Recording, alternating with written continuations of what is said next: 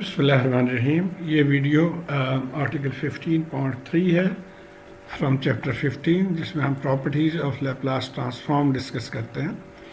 और इसके अंदर ये इनिशियल एंड फाइनल वैल्यूज़ पता करने का तरीका हम अभी पढ़ेंगे, जो कि हम directly from the Laplace transform initial और फाइनल वैल्यूज़ हम पता कर सकते हैं। तो हमें ये पता है कि इनिशियल वैल्यू जो है वो उसको हम f0 लिखेंगे, और ये क्या है कि initial value f0 of ft, और जो फाइनल वैल्यू होगा हम f इन्फिनिटी लिखेंगे उसको। और इसके लिए और ये दोनों चीज़ें हम डायरेक्टली कहाँ से पता कर सकते हैं? From the Laplace transform.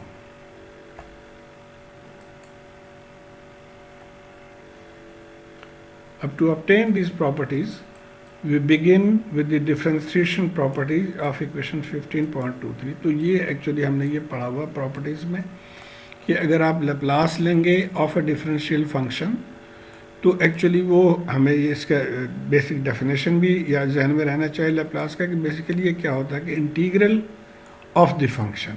तो हमने इंटीग्रल ऑफ द फंक्शन लिख लिया, और ये जब आप पीछे ये सॉल्व किया हुआ है, दिखाया गया कैसे करेंगे, तो फाइनल वैल्यू ये आ जाएगा S F S. F S जो है वो लैप्लास वैल्यू है, लैप्लास ट्रांसफॉर्म है, माइनस f0 माइनस। तो अब यहाँ से हमने क्या किया कि इसको पहले लिख लिया, इस वाले एंड वाले को ये पहले लिख लिया, इसको हमने उसके बाद लिख लिया, उसके बाद हमने ये डेफिनेशन को लिख लिया। अब if we let s tends to infinity or approach to infinity, the integral in equation 15.14 vanishes। ये क्यों होता है? हमें ये पता है कि अगर नेगेटिव एक्सपोनेंशियल है तो इसकी वैल्यू ग्रेजुअली डिक्रीज होते होते ज़ीरो हो जाती है। तो यहाँ पे भी एग्जैक्टली वही है कि इट विल वैनिश, या ज़ीरो हो जाना है इसने डैम्पिंग। तो इसका मतलब है कि हम इसके जगह पे हम ज़ीरो लिख सकते हैं, तो हमने यहाँ पे ज़ीरो लिख दिया, और ये हमारे पास फंक्शन आ गया। अब यहाँ से हम इनिशियल वैल्यू क्या लिख सकते हैं? अब देखिए, इनिशियल वैल्यू हम ये इसको इधर रहने देते हैं और इसको राइट साइड पे लेके चले गए, तो ये हमारा फॉर्मूला आ गया for calculating initial value. This is known as initial value theorem. तो आइए हम एक एग्जाम्पल से इस कॉन्सेप्ट को एम्फेसाइज करते हैं। ये एक फंक्शन है ft, और इसका जो ट्रांसफॉर्म है वो इस फॉर्म में हम लिख सकते हैं इस टेबल के मदद से। ये लैप्लास ट्रांसफॉर्म टेबल है, तो यहाँ से आप इसको इस फॉर्म में लिख सकते हैं। अब इनिशियल वैल्यू थ्योरम हम अप्लाई करते हैं, जहाँ पे ये है कि f0 is equal to limit s tends to infinity s F X. तो हम इसके साथ s पहले मल्टीप्लाई कर लेंगे, ये s, तो ये इस तरह से आ जाएगा। मल्टीप्लाई करके आप इसको ऊपर लेके चले जाएँ, ये आ गया फॉर्म हमारे पास। अब यहाँ पे एक बहुत ही इम्पॉर्टेंट पॉइंट आपने जो जहन में रखना है वो ये है कि हम इस पर डायरेक्ट इन्फिनिटी अप्लाई नहीं करते। x is equal to infinity apply करेंगे तो ये तमाम इनफाइनाइट हो जाएगा। इसका तरीका ये है कि आप इन फंक्शंस को 1/s के फॉर्म में लिखने की कोशिश करें, या तो कांस्टेंट हो जाए या 1/s के फॉर्म में आ जाए। तो उसके लिए हम सबसे पहले जो मैं फॉलो करता हूँ वो ये कि पहले नीचे से मैं कॉमन लेता हूँ जो मैक्सिमम वैल्यू है, और वही वैल्यू ऊपर से भी कॉमन लेंगे। आइए देखते हैं। तो यहाँ से देखिए s² मैक्सिमम वैल्यू था, उसको हमने कॉमन ले लिया, तो ये नीचे वाला टर्म आ गया, और ऊपर से भी s² ही कॉमन लिया, तो ये टर्म्स आ गए। अब ये दोनों कैंसिल हो जाएंगे, s², तो हमारे पास ये बचा। अब हम लिमिट अप्लाई करने की पोजीशन में है, और जब हम limit s is equal to infinity करेंगे तो ये ज़ीरो हो जाएगा, because anything divided by infinity is zero. Similarly ये भी ज़ीरो हो जाएगा और ये भी ज़ीरो हो जाएगा।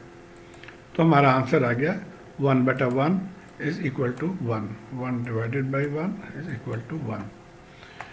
तो अब ये कह रहा है कि this is as expected, which confirms what we would expect from the given ft। और एक्सपेक्टेड कैसे है ये देखना है कि ये हमारा फंक्शन था टाइम डोमेन में। तो जब हम इसको t is equal to 0 put कर देंगे तो ये e⁻0 हो गया, और ये भी cos 0, इसकी वैल्यू 1 है और cos 0 भी 1 है, तो इस तरह से आंसर आपका 1 आ गया। t इज इक्वल टू 0 यानी हम इस पॉइंट पे हैं, यहाँ पे। अब आ जाएं आप दूसरे इसमें, यानी फाइनल वैल्यू मालूम करने के लिए। When s is equal to 0, तो अब ये हम इसकी फार्मूला अभी हम डराइव कर रहे हैं कि ये वाला फंक्शन है, इसमें से अब हम जब s is equal to 0 put कर देंगे तो क्या होगा, ये बराबर हो जाएगा। अब उल्टा करके बेसिकली लिख रहा है कि पहले इंटीग्रेशन ऑफ ये जो फंक्शन है, अब यहाँ पे s को हमने 0 पुट कर दिया, बिकॉज यहाँ से हमने कह रहे हैं कि limit s is equal to 0, तो s 0 पुट कर दिया तो ये 1 हो गया, 1 हो गया, और ये dt कैंसिल होकर इंटीग्रल df रह गया। और इंटीग्रल df को जब आप इसके वैल्यू पुट करेंगे तो ये f इन्फिनिटी, ये वाला वैल्यू पुट कर दिया आपने, क्योंकि इसकी इंटीग्रल f के बराबर होगा, वैल्यू पुट कर दिया आपने इन्फिनिटी, और दूसरा वैल्यू जो है वो f0 माइनस, ये वैल्यू आपने पुट कर दिया। तो अब यहाँ से हम क्या लिख सकते हैं, अब देखिए, अब ये आ गया ये वाला टर्म, और यहाँ से इसको ले लिया।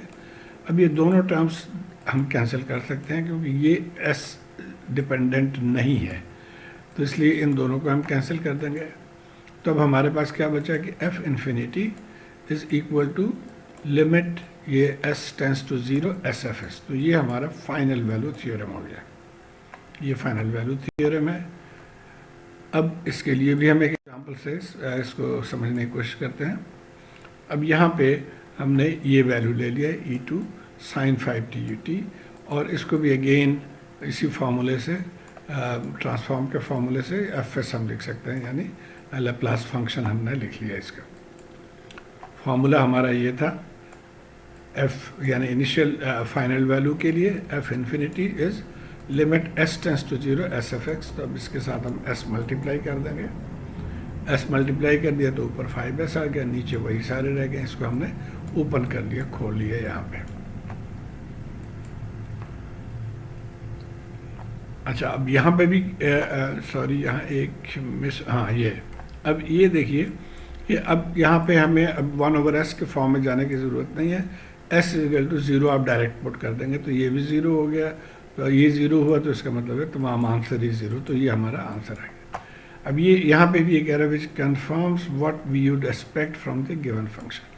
तो अब इसको आप कैसे समझेंगे, इसका तरीका अब यही है कि हम फिर उस फंक्शन में आ जाते हैं, टाइम डोमेन वाले फंक्शन में, और अब हम कहाँ पे हैं, t is equal to infinity पे, तो हम t is equal to infinity हम यहाँ पे पुट कर देते हैं। तो ये तो e raise to the power minus infinite हो गया, लेकिन साइन के वैल्यू जब आप इन्फिनिटी डालेंगे तो sine will oscillate between -1 and +1, क्योंकि जो भी साइनोसॉइडल फंक्शन है वो ऑसिलेट करते रहे बिटवीन 1 एंड, तो जो भी है इसके वैल्यू, ये वैल्यू 0 के बराबर हो जाएगा, e raise to the power minus infinity जो है वो 0 है, तो इसलिए तमाम फंक्शन 0 हो गए, तो इसलिए वो कह रहा है कि एज एक्सपेक्टेड, तो एक्चुअल आंसर यहीं पे ख़त्म हो गया। अब यहाँ पे एक चीज़ और इम्पॉर्टेंट है समझने की, कि एक और एग्जांपल ले रहा है ये, और उसमें कह रहा है जो फंक्शन है साइन टी यू टी, इसको अगर आप लैप्लास के फॉर्म में लिखेंगे तो वो इस फॉर्म में आ जाएगा, यहाँ पे कैपिटल F होना चाहिए। अब जब हम इसको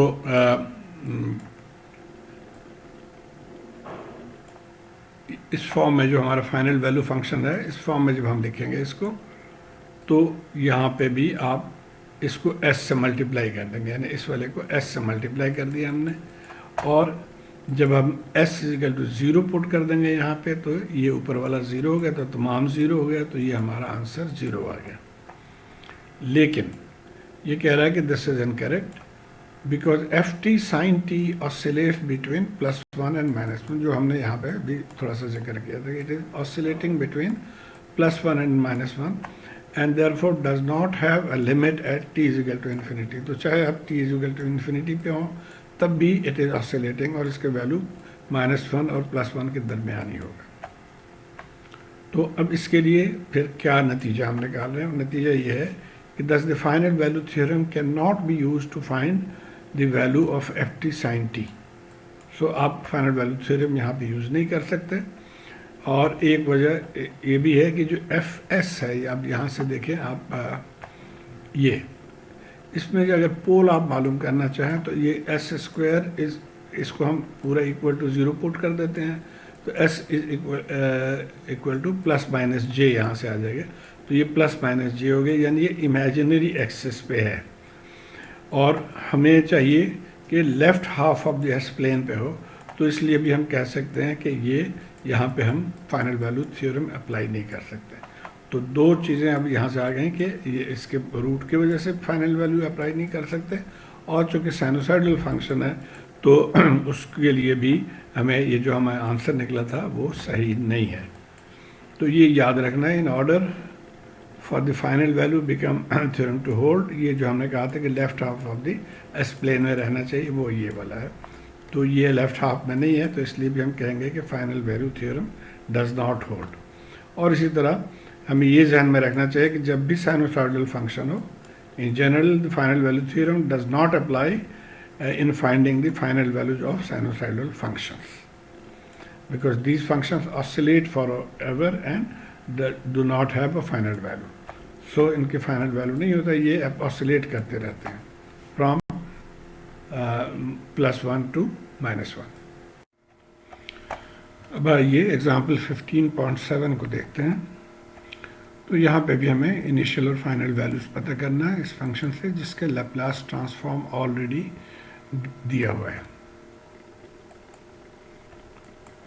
तो सबसे पहले हम इनिशियल वैल्यू के लिए उसका जो फॉर्मूला है वो हमने अप्लाई कर दिया। अब यहाँ पे देखें s से मल्टीप्लाई करना होगा इस फंक्शन को, और फिर उसके हम लिमिट लेंगे।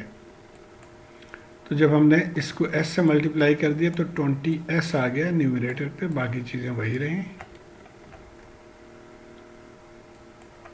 और यहाँ पे जैसे हमने पहले भी डिस्कस किया, ये इम्पॉर्टेंट पॉइंट कि जब आप s को इन्फिनिटी की तरफ लेके जा रहे हैं, यानी s टेंड्स टू इन्फिनिटी, उस केस में आप डायरेक्ट s इन्फिनिटी से मल्टीप्लाई नहीं करेंगे, वरना ये पूरा इन्फिनाइट हो जाएगा। उसका तरीका ये है कि हम इनको 1/s के फॉर्म में लिखेंगे। अब 1/s के फॉर्म में लिखने का क्या तरीका है कि हम s कॉमन ले लेंगे। तो यहाँ से हम s कॉमन ले लेंगे तो ये हो जाएगा s 1 + 3/s।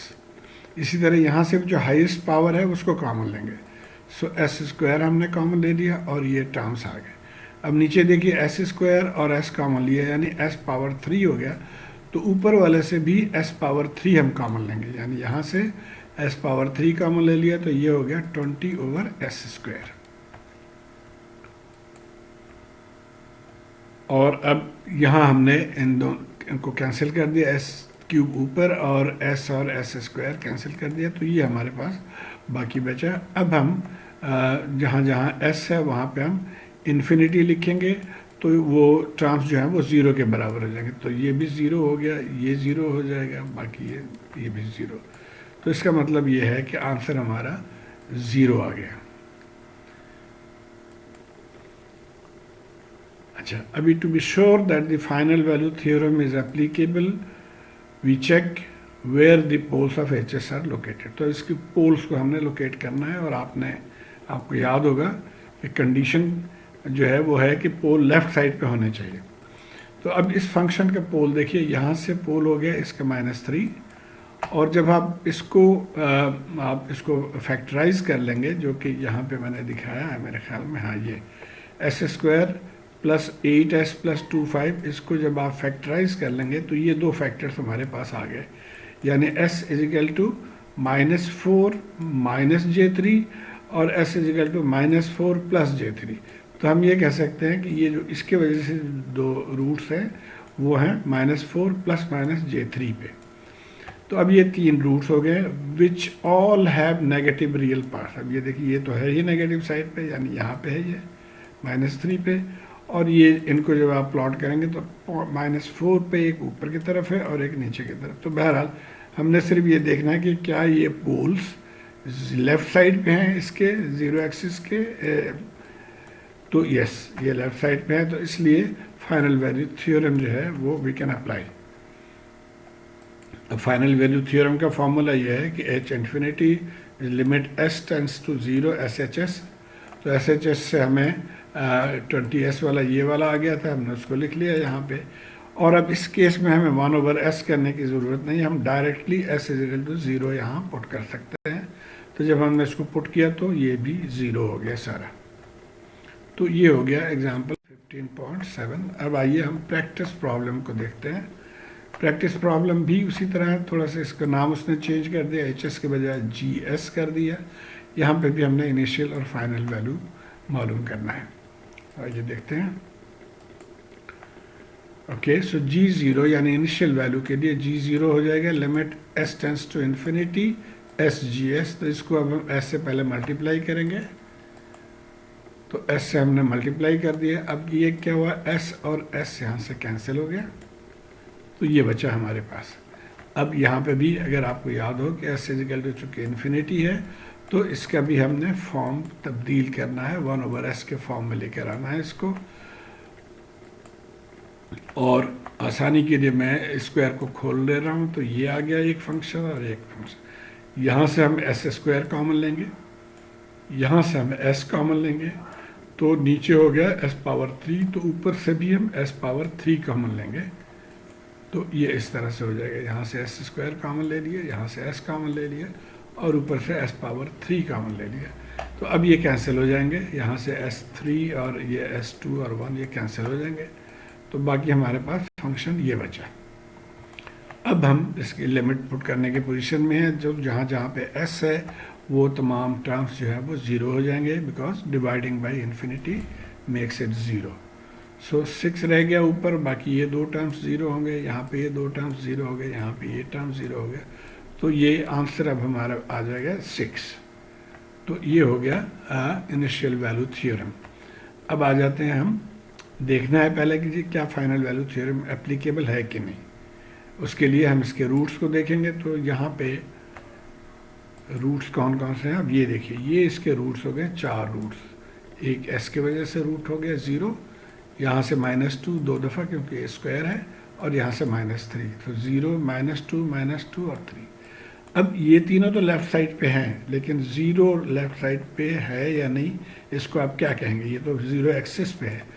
लेकिन इसके लिए एक एक्सेप्शन है, और वो एक्सेप्शन ये कह रहा है कि the only exception to this requirement कि pole must be on the negative side या left side is the case when Fs has a simple pole at S = 0। तो इस केस में एक एक्सेप्शन है यहाँ पे, और एक्सेप्शन की वजह ये है कि जब आगे चल के देखेंगे तो आप देखिए कि यहाँ पे S और ये S कैंसिल हो जा रहा है, ख़त्म हो जा रहा है, तो नीचे फिर यही रह गया, ये 3 पोल रह गए। तो अब हम ये कह सकते हैं कि यस, इस केस में भी final value theorem is applicable. और फिर आप SGS लिख लेंगे, ये आ गया। अब यहाँ पे आप S0 पुट कर दें तमाम पे, तो हमारे पास आ गया 5/12, और जो कि बराबर है 0.4167। तो यही आंसर है बुक में भी, ये इस तरह से आंसर बुक में दिया हुआ है। उम्मीद है आपको समझ आ गई होगी कि किस तरह से इस तरह के प्रॉब्लम को आप सॉल्व करेंगे। शुक्रिया।